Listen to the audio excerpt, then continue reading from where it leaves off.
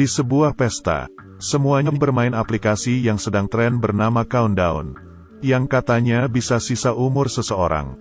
Lihatlah, wanita ini masih akan hidup 60 tahun. Kalau yang ini masih 30 tahun. Hanya Courtney saja yang diam. Karena aplikasi itu menunjukkan, umurnya tinggal 3 jam lagi. Melihat ekspresinya yang tegang, teman-temannya hanya tertawa. Mereka tidak percaya itu betulan. Setelah pesta selesai, pacar Courtney, Evan ingin mengantarnya pulang. Tapi, Courtney tahu Evan mabuk. Ia meminta Evan naik taksi. Tapi, Evan tidak mau. Courtney teringat aplikasi itu. Ia memutuskan pulang jalan kaki saja. Tiba-tiba, HP-nya berbunyi. Saat dilihat, waktunya sisa 7 menit. Ia gelisah. Di situ sangat gelap. Ia makin takut. Sesampainya di rumah, HP-nya berbunyi lagi. Sisa 2 menit lagi. Courtney ketakutan. Ia masuk ke rumah dan mengunci pintu. HP-nya terus berdering, seperti peringatan kematian. Courtney panik. Ia segera mematikan HP-nya, lalu mulai menenangkan diri. Ia masuk ke kamar mandi dan mengambil segelas air. Tapi, ia mendengar suara gemerusuk di belakangnya. Ia mendekat. Saat ia membuka tirai, tiba-tiba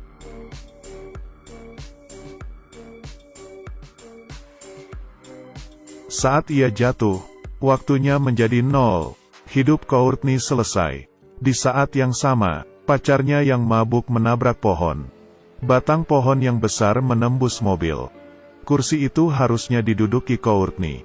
Maksudnya, kalau Courtney naik mobil, pasti ia mati di sana. Evan yang tidak mati dilarikan ke rumah sakit. Perawat ini bernama Quinn. Ia melihat Evan yang gelisah, lalu menghiburnya. Evan memperlihatkan app Countdown ini. Ia juga berkata, sisa hidupnya tinggal 19 jam. Kalau kematian Courtney bukan kecelakaan, ia juga akan mati dengan cara lain. Quinn tidak percaya dan memintanya untuk tidak berpikir aneh-aneh. Ia juga memberitahu rekan kerjanya tentang app ini. 2 temannya yang penasaran langsung mengunduhnya. Ternyata, keduanya masih punya 50 tahun. Mereka tertawa dan langsung melupakan hal ini. Sepulang kerja, Quinn ikut penasaran dan mengunduhnya. Ternyata, ia melihat, hidupnya tinggal 2 hari lagi. Meski tak percaya, ia agak khawatir. Sementara itu, Evan mau dioperasi. Ia melihat waktu di aplikasi. Masih 3 menit. Jadi maksudnya, ia akan mati di ruang operasi. Ia memutuskan untuk pergi dari situ. Baru saja ia keluar, tampak sebuah cermin besar. Tidak ada siapa-siapa. Ia segera lari dan bersembunyi di tangga. Tiba-tiba, lampunya mati.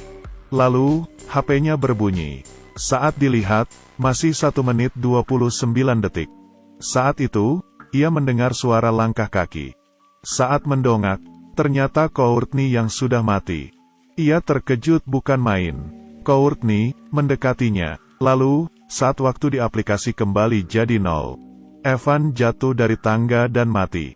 Esoknya, Quinn dikabari soal kematian Evan. Ia sangat heran. Quinn mengambil HP Evan dan memeriksa aplikasi itu. Tapi, HP-nya terkunci. Quinn pergi ke kamar mayat, lalu mengeluarkan mayat Evan.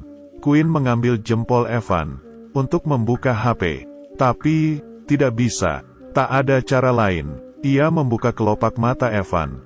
Supaya HP mengenali wajahnya, kali ini HP-nya terbuka. Ternyata, waktu di aplikasi sudah kembali ke angka 0. Quinn kembali ke ruangannya, dan melihat sisa waktunya tak sampai 2 hari. Ia sangat khawatir. Saat itu, Dr. Sullivan memanggilnya ke kamar pasien. Ia mengira disuruh membantu. Ternyata, Dr. Sullivan mulai melecehkannya. Bahkan, memperkosanya di kamar pasien. Quinn segera mendorong Sullivan sekencang mungkin. Tapi, posisi Sullivan sangat tinggi. Quinn tidak bisa apa-apa. Lagi pula, ia masih punya masalah besar. Quinn mencoba menghapus aplikasi ini. Tapi, gagal. Quinn mulai cemas. Adik Quinn, Jordan datang. Ia ingin menginap di sana. Tapi, Quinn yang ketakutan. Tidak ingin membebaninya. Ia mengusir Jordan. Jordan yang bingung. Pergi dengan marah. Quinn pergi ke toko HP. Untuk membeli HP dan nomor baru. Ia memeriksa di HP barunya tidak ada aplikasi itu. Baru saja bernapas lega. Saat Quinn keluar dari sana, HP barunya berbunyi. Ternyata, aplikasi itu terpasang secara otomatis. Seperti iblis yang menempel padanya. Di mobil, Quinn melihat waktunya sudah tak sampai sehari. Hatinya sangat kalut. Saat itu, ia melihat bayangan hitam di kamera belakang mobil. Saat menoleh, tidak ada apa-apa. Quinn makin curiga. Tiba-tiba, ia keluar dari mobil. Tapi, iblis itu sudah hilang. Pria yang mobilnya tertabrak marah-marah. Hampir saja Quinn dihajar. Seorang pria bernama Matt keluar dari toko, membantu Quinn, dan mengusir pria itu. Lalu, Matt menunjukkan app di HP-nya. Rupanya, Matt memiliki nasib yang sama dengan Quinn. Mereka memutuskan untuk saling membantu. Lalu, mereka datang ke sebuah gereja, dan minta bantuan ke pastor. Mereka menceritakan kisah app jahanam itu. Setelah mendengarnya, pastor teringat sebuah kutukan kuno. Menurut legenda, ada seorang ahli nujum yang memberitahu manusia waktu kematiannya. Bila ingin menghindarinya, manusia akan dihantui oleh iblis yang akan menyiksanya hingga mati. Tapi, pastor ini juga tidak tahu jelas kenapa iblis membuat aplikasi untuk mengutuk manusia. Matt juga bingung. Pastor berkata, bila ingin mematahkan kutukan, mereka harus mengetahui kode aplikasi dan mencari seorang hacker. Quinn ingat, bos toko HP adalah ahli IT. Ia bergegas ke toko HP dan membayar mahal bos toko HP untuk meretasnya. Mereka berhasil masuk ke sistem dan melihat sisa hidup semua orang di bumi. Quinn menemukan nama adiknya, yang ternyata sisa hidupnya lebih pendek darinya. Quinn panik. Dengan tenang, bos toko mengganti angka di sana.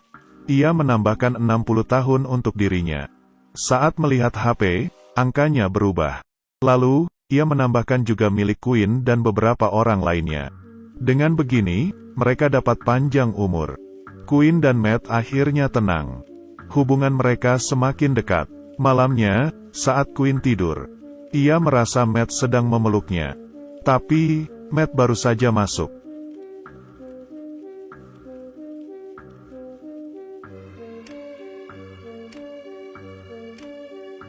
Quinn panik dan HP-nya berbunyi lagi. Saat melihatnya, angkanya berubah ke awal. Ternyata, iblis tahu dirinya dicurangi. Waktu Matt sisa 2 jam lagi. Bagaimana ini? Quinn segera menjemput Jordan. Mereka bertiga bergegas menemui pastor. Quinn memotret kode aplikasi dan memberikannya ke pastor. Pastor sepertinya memiliki solusi, hanya dengan melanggar peraturan aplikasi. Kutukan bisa dipatahkan. Maksudnya salah satu dari mereka harus berkorban dan mati sebelum waktunya. Tentu saja mereka menolak. Pastor berkata, kalau begitu mereka hanya bisa berjudi. Mereka harus mengulur waktu dan hidup melewati batas waktu. Pastor mengambil garam dan mencampurnya dengan cat. Ia membuat gambar lingkaran di lantai.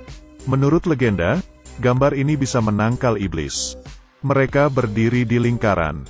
Saat itu, terdengar suara raungan di berbagai arah. Iblis datang. Untung saja, lingkaran itu berfungsi. Iblis tidak bisa masuk. Mereka sangat gugup. Saat itu, Matt melihat adiknya yang sudah meninggal. Ia terdiam dan tak sengaja melangkah keluar lingkaran. Iblis segera menyeretnya. Courtney segera mengejarnya. Jordan juga mengejar kakaknya. Untung saja, Matt masih hidup. Saat ia berkata, aku tidak apa-apa. Matt tertabrak dan mati. Jordan juga terluka. Lukanya terus mengucurkan darah. Quinn membawa Jordan ke rumah sakit. Setelah membalut luka Jordan, ia menyadari waktunya tak banyak. Saat itu, ia melihat Dr. Sullivan yang mesum. Quinn ingat ia juga mengunduh aplikasi itu. Maksudnya, Quinn ingin membunuh Dr. Sullivan lebih awal. Jadi, iblis itu akan musnah. Quinn menggoda Sullivan. ke dalam gudang yang tidak terpakai lagi. Ia lalu memukul Sullivan dengan tongkat besi hingga jatuh. Quinn menggunakan suntikan berisi morfin overdosis untuk menikamnya. Dr. Sullivan melawan. Tiba-tiba, Sullivan ditarik mundur oleh iblis. Iblis menyelamatkannya. Selesai sudah. Waktu Jordan tak sampai 2 menit. Iblis sudah menemukannya. Di saat-saat terakhir, Quinn berkorban dengan menyuntikkan morfin itu ke lengannya. Ia bunuh diri lebih awal. Demi menyelamatkan Jordan dan melepas kutukan. Ia pamit pada Jordan. Lalu, di depan iblis, Quinn jatuh ke tanah. Iblis menarik Quinn ke atas. Quinn melihatnya sambil tersenyum. Lalu mati. Iblis sangat marah dan perlahan hilang. Lalu, Jordan merangkak ke sebelah Quinn. Ia menangis dan memohon keajaiban. Saat itu, ia melihat tulisan di lengan Quinn. Narcan, ini adalah nama obat. Ternyata, Quinn yang pintar sudah melakukan persiapan. Ia menyembunyikan obat penawar. Jordan menyuntikkan obat itu di lengan Quinn. Akhirnya, Quinn sadar. Ia berhasil menipu iblis dan menyelamatkan Jordan. Beberapa waktu kemudian, hidup mereka kembali seperti semula. Dr. Sullivan yang mesum juga ditangkap dan dijebloskan ke penjara. Semuanya baik-baik saja, tapi hari itu HP Quinn berbunyi lagi dengan nada aplikasi itu. Saat dilihat, aplikasi Countdown versi 2.0